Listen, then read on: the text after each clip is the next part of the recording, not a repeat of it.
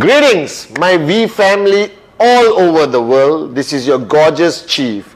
And let me warn you, I have not slept for so many nights. I've been on Zoom. My name is now Padman Zoom Senatiraja, or the Chief of Zoom. I've been talking to so many organizations around the world on video calls, and I'm super excited because even with this whole new normal the world is talking about, all right, with Dato Sri Vijay and Japada's guidance, we are reaching more people every single day. So guys, embrace technology. Build your network to max out using your mobile phone, using your laptop, using your iPad. The world is ready for this. They want this opportunity called QNet. So don't waste time. Embrace technology and max out from the comfort of your living room, your kitchen, your car, or wherever you are building your business from. So guys, all around the world, this Wednesday message is extremely special. You must watch it. It's a walk down memory lane. Now, if you remember, many years ago, I think 15 years ago, I produced a video based on the most important lesson that Dato Sri Vijay taught me, which I apply in my life as much as I can, called Empty Your Cup. Now, if you are new to the business, you are bound to hear about this. You're going to watch a video where I look very different, much younger, I would say, where I speak about this theory of life, about emptying your cup. So today on this Wednesday message, I'm going to talk about that story of Master Suzuki. I still remember sitting down on the floor in Dato Sri Vijay's house many moons ago when he shared this story. All right, and I was like, what? All right, and today I thank him every day for instilling this value system of constantly emptying your cup, which made it possible for me to be who I am today. So listen to this story very carefully. If you've been in the business for a long time, this is a long overdue reminder. If you're brand new, guys, and you just sign up, this story is the beginning of the right step you're going to take to max out. So this story goes all the way back to Japan. And in Japan, there is a culture or a teaching called Zen Buddhism, which is a combination of martial arts and everything else. And one of the greatest masters of Zen Buddhism is a master called Master Suzuki. True story, it's not the motorbike brand, all right, it's Master Suzuki. And Master Suzuki was so sought after, all right, that people from all over the world tried to become his student at his temple slash, school, where he teaches you the way of life to reach your limitless potential, to unleash the power within you.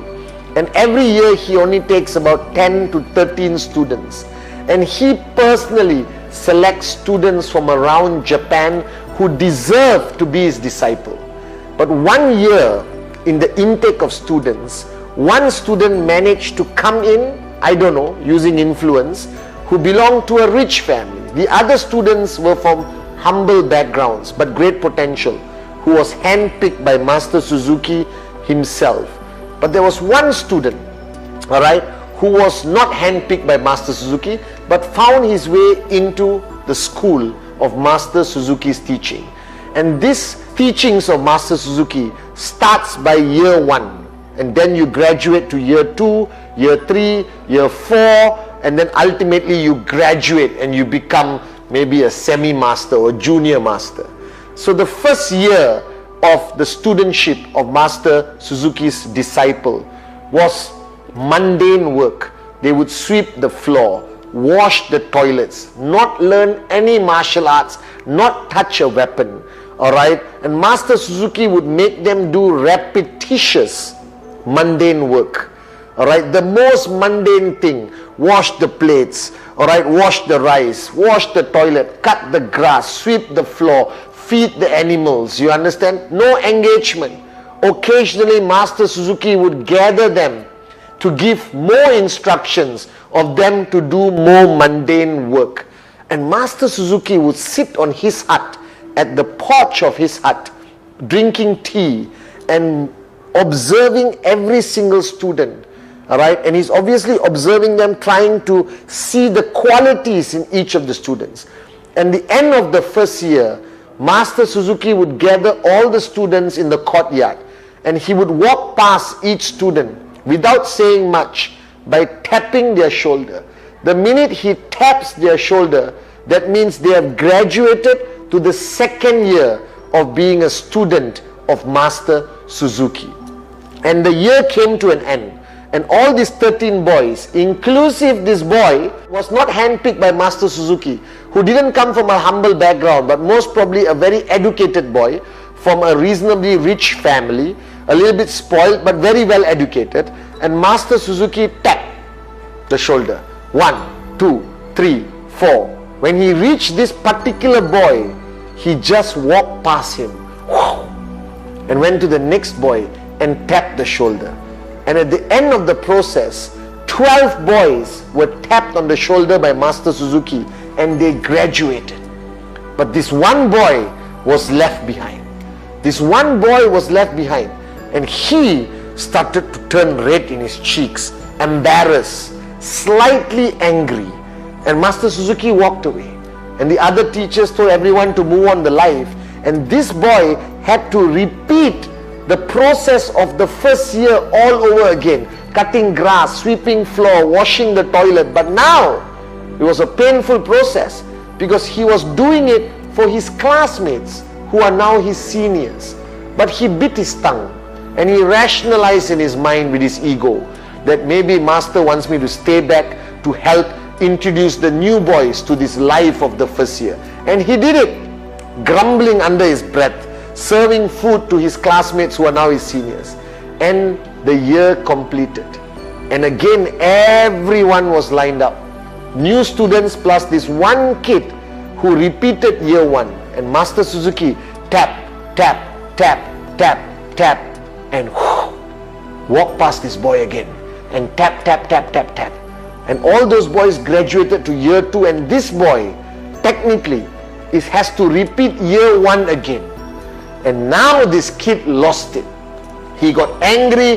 He started shouting and complaining to all the other students. This is a scam. Who the hell is Master Suzuki? Master Suzuki walked silently back to his hut and sat down. And this time the boy couldn't control his anger. He lost it. He stormed to the hut of Master Suzuki. Alright? Didn't even knock the door. Literally pushed the door open and went in and started shouting. Oh my God, shouting at Master Suzuki, the Grandmaster. Master didn't react. The boy was ranting and complaining how he was treated unfairly. He's better than all the other kids. He's educated. He has been to university, blah, blah, blah, blah, blah, blah, blah, blah. And Master Suzuki calmly said, calm down, sit down, and let's have some tea. And the boy thought, okay, I'm sitting down with the master. And Master Suzuki said, pour me a cup of tea.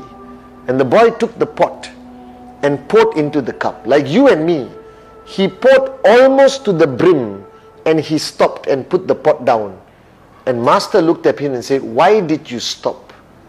I told you to pour the tea. And the kid said, it's almost full.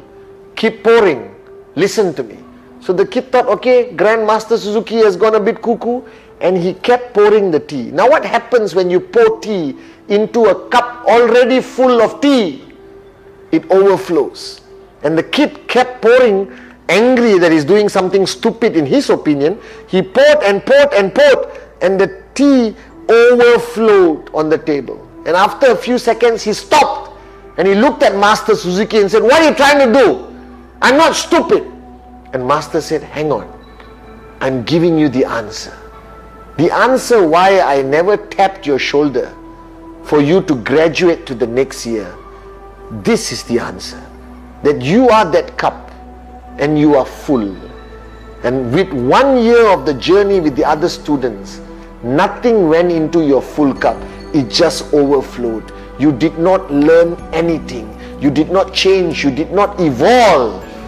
Your ego stopped you. You were a full cup. And that's why you will never graduate to the next year.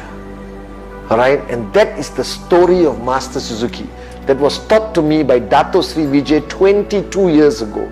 The first lesson he ever taught me, that Padman, if you want to start the journey with QNet, if you want to start the journey to max out, the first thing you have to do is empty your cup. So to all of you watching, I hope you remember this story, that you need to empty your cup.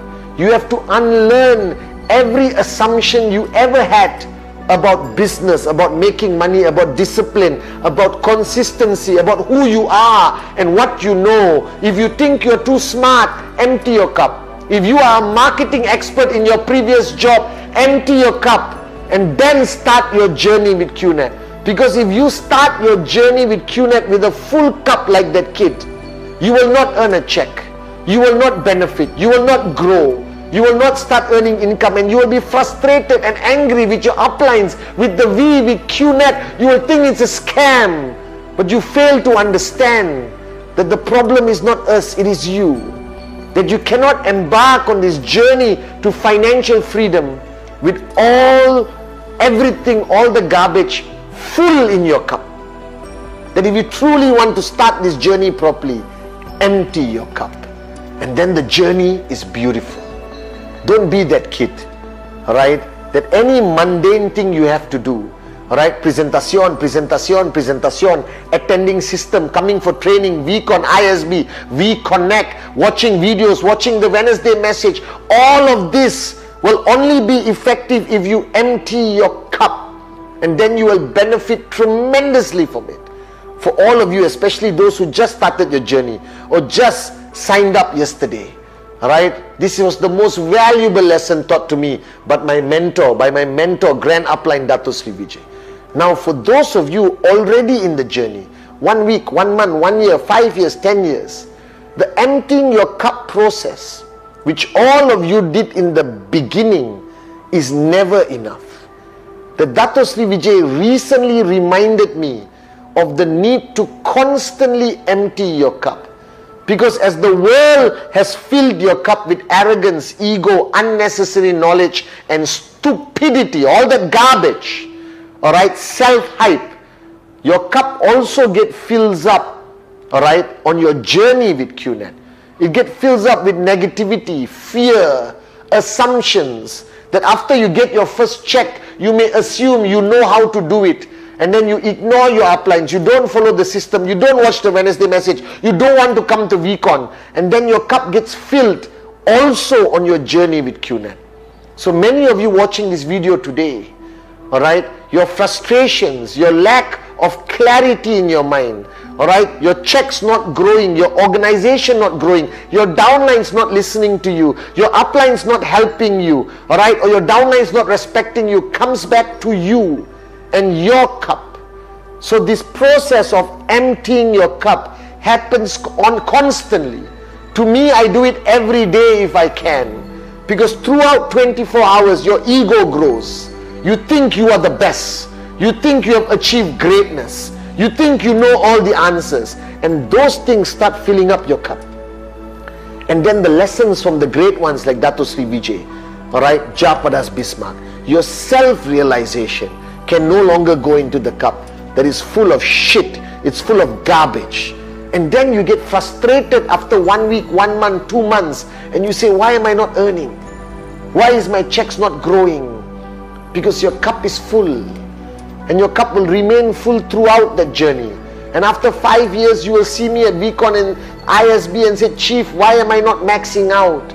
Because you haven't learned this skill, you haven't learned this humility to constantly empty your cup and seek for the right information, seek for clarity, counsel with your upline, watch the videos on VTube by Dato Sri Vijay, Japa, all the V partners, and filling back your cup with what is required for the next achievement. And then empty your cup again and fill it up again. And the most important thing you need to understand is when your cup is full. How will you know? There's a simple test. If your relationships around you are starting to self-destruct, if people are starting to complain about you as an upline or a downline, if prospects are not signing up, if downlines are not listening to you, or even your family has said that there's something wrong with you, all right, and you are feeling uneasy, and you're feeling your false ego, your arrogance growing, you are losing your temper easily, you're not listening to anyone, you don't want to watch the Wednesday message because you think, why? I watched it so many times already. And then these are signs that your cup is full. When your downlines confront you, that you don't care about them, that you're not listening to them, that you are not there for them, your cup is full. When your check starts to drop, your cup is full. And even your checks are high, but nobody respects and listens to you anymore, that also means your cup is full. So on this journey with QNet, as Dato Sri Vijay has taught me, is not about emptying your cup once at the beginning, like most of you who have watched my video before. It's about constantly emptying your cup throughout your journey. That even after you max out one tracking center, you need to constantly empty your cup so you can max out the second and the third. Now this Wednesday message is the most important message. Please send it to all your downlines. Remember this. Your journey begins by the need for you to empty your cup, as Dato Sri Vijay has taught me and I'm sharing with you. But the purpose of emptying your cup in the beginning doesn't stop there. That you must constantly identify the need when you need to empty your cup and empty your cup again throughout your journey. And then I promise you, you will go from 250 to 500 to 2000 to 5000 to 10,000 to max out and to remain consistent with the biggest checks you have ever achieved.